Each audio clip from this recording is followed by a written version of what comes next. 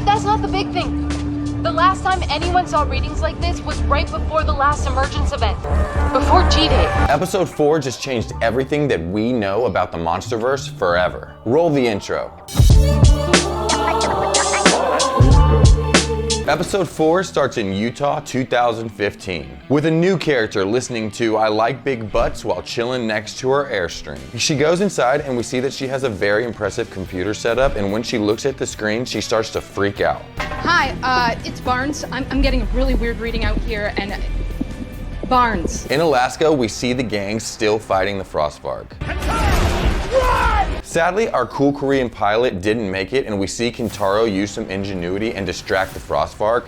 Well, for a second, and they all get away. Actually, it turns out he was trying to hit it and missed completely with the flare. Besides, it wouldn't have done anything except for piss off the Frostvark. They all hide as it slowly searches, and May falls into freezing cold water and can barely contain the pain. I'm gonna die of hypothermia. Are you happy we came? And again, she blames Kintaro. A year earlier, we see Kintaro's art and it's amazing. But we also see that he's fine with showing his emotional expression, but not his actual emotions. His mother is so proud of him, but again, it seems like he feels less than. So while he's getting air, he takes a picture of his poster like you do. And that's when he meets May while she's being a Karen about someone accidentally taking her picture. They instantly connect. You're in luck.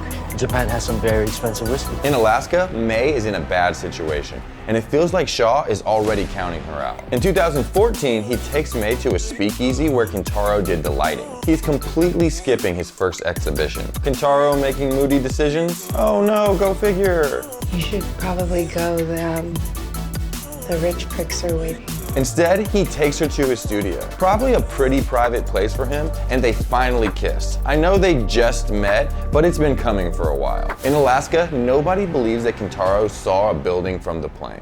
Whatever I saw is closer. Yeah, if it exists. Shaw again seems like he doesn't care and just tells him to go find it. You think you saw something? Yeah, I know what I saw. Then go. And don't stop until you find it.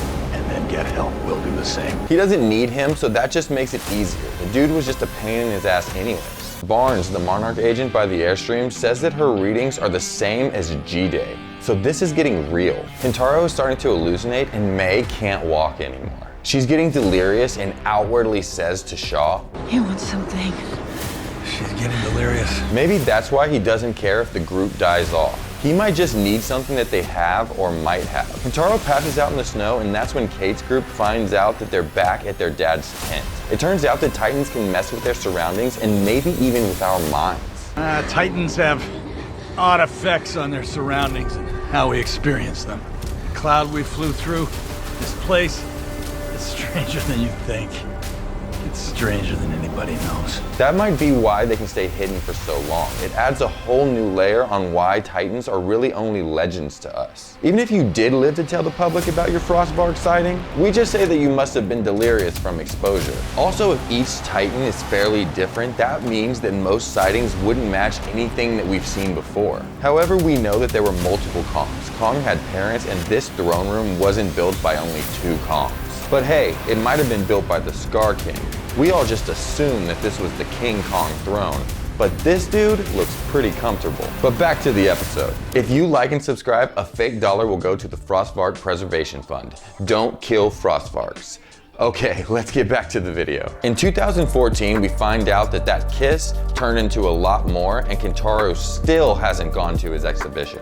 I just brought you here and bared my heart and soul. You haven't told me shit about yourself. May is being May and being very cagey about who she is and why she's in Japan. I'm from Tacoma. Tacoma sucks, so I came to Japan. Japan is cool. She gets a call from someone named Lyra and shuts down even more. Look, you gotta stop calling me. In Alaska, she's starting to lose her mind, but they got a fire going, so hopefully she'll warm up. They don't have anything to burn except for the contents of the tent, so mostly just papers that Kate's dad left around. And who knows what's in your dad's papers? I mean, he could tell us what he was doing here, theories, discoveries, where he went. Kate wants to burn it all, but Shaw, he's hiding something. Okay, sidebar, crazy theory time. I think that Shaw is hiding that they found the Fountain of Youth if you will allow me some goofiness. In episode 3, he has this conversation with May. Wouldn't that make you like 90 years old? What can I say? Good genes, huh? I've met 90-year-olds. They can't run around like this, and I think that the show is making a point to let us know that. So I think that Monarch cut him off from his youth juice. Sorry, I won't say that again. So I think that they cut him off from whatever keeps him young, and he's making one last dash to get back to it. But he needs the source, which might be on Skull Island, which he might not know how to find. But May has Dr. Randa's hard drives. But we'll talk more about that later. May is trying to tell Kate Lyra's number. Turns out that Lyra is May's sister, and she doesn't want to talk to her, but she also doesn't want to die without her knowing. Family, right? Just then, the Frostbark attacks and destroys the tent. At Monarch, they're scrambling, but B-Team from episode 2, his name is Tim, but I'm gonna call him B-Team. Comment below if B-Team is growing on you. Anyways, he steps up and gets everybody on the same page. And I would have thought that a bunch of people who signed up to study giant atomic-powered monsters would be a little bit more open-minded about it. In Alaska, Kate's group hatches a plan to get away from the Frostbark using heat. Kentaro is officially losing his mind in the cold. He even sees his father walk by in short sleeves. But he sees something in the direction that his father went. It's pencil shavings covering the ground. So he starts to follow it, and he finds the building that he was sure he saw from the plane. It's an old research station that's not in the best shape, but I'm sure to him it looks like a hot dog and a beer at Wrigley Field on opening day. Makes sense. There's this belief in the third man factor, or you could call it a guardian angel that'll lead you to safety. It's been documented many times. I saw it on a Mr. Ballin episode, so either way, follow the pencil shavings should have been the name of this episode, but parallels and interiors will work, I guess. It's just a missed opportunity. Kentaro flashes back, and it turns out that him missing his exhibition got him dropped from the entire gallery. His father tries to console him by saying all the right things, but he just fades into static. In reality, he finds pencil shavings next to a radio that's still on in this frozen over research center. But who's on the other end? Kate's group is about to light a funeral pyre for their friend and distract the Frostbark. But just then, a helicopter comes by and it attacks. Every time you took a shot, Shaw!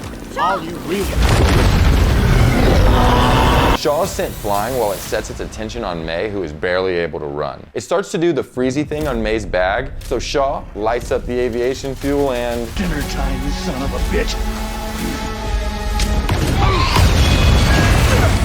They all manage to get away with the Frostbark worried about the fire. Also, does the Frostbark love or hate heat? It chases anything that has warmth, and when it freezes things, it kind of seems like it's inhaling. I'm just saying, it'd be kind of sad if it just wants to be warm but actually causes the cold. So every day it gets up and tries to warm itself only to freeze over again eventually. It's just a thought. Comment below what you think of the Frostbark. Anyways, Kentaro is in the helicopter and Shaw is very mad that May's laptop is frozen over. Whatever he needed might have been on that computer. Again, it seems like he's not worried about the kids, he's worried about the information that the kids might have. And whenever they land, they're confronted with B-Team. Colonel Shaw! It's an honor to finally meet you! Hey, I'm stuck in this box until we get 10,000 subscribers. Please help me get out of the box. Please? Please?